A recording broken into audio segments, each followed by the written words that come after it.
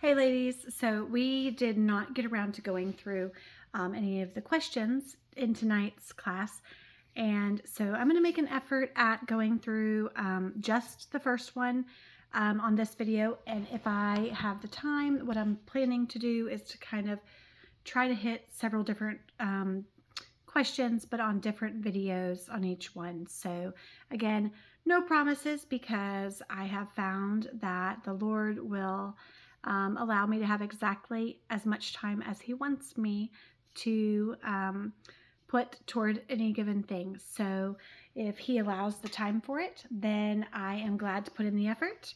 But I just ask you to bear with me, and we'll follow His timing on that, right? So, of course, you guys know that we are talking about the battlefield of the mind. And so I'm going to read this first little part of chapter 4, which was one of the sections that we read this past week. The renewing of your mind will take place little by little. So don't be discouraged if progress seems slow. Just before they entered the promised land, the Lord told the Israelites that He would drive out their enemies before them little by little, lest the beasts of the field increase among them.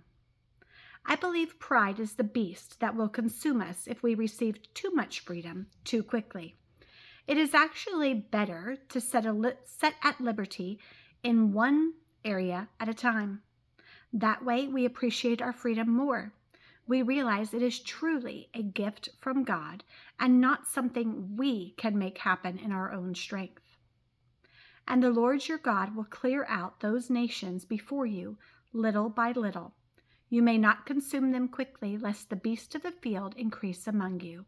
Deuteronomy 7:22. So she asks, the process of renewing our minds takes place, and of course the answer to that is little by little. Why did God tell the Israelites He would clear out their enemies this way? And He told them that because He did not want the beasts of the field to increase.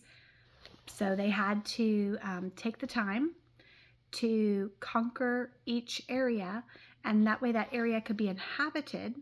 If they had come through and just wiped out all of the enemies, then they wouldn't have been able to actually set up stations to live, different cities to live in those areas, and those areas would have been overrun with, as He said, the beasts of the field. The animals would have just come in and desecrated the land. What is the beast that will consume us if we receive too much freedom too quickly? Now, personally, I don't know if I fully agree with Joyce's stance on this, but she says that that beast is pride. Now, I do absolutely believe that pride is something that is a factor here. Like, we don't want to be thinking that we're doing it in our own strength. We want to understand that God is doing it and that we have to rely on Him.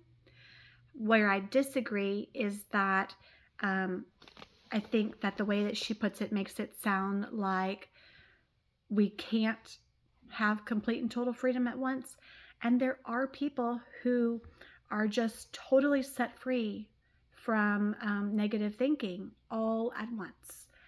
And so I think it's possible for that to happen. But I do think more often than not, God does set us free little by little. So I do understand where she's coming from. I just don't agree that it is always the case.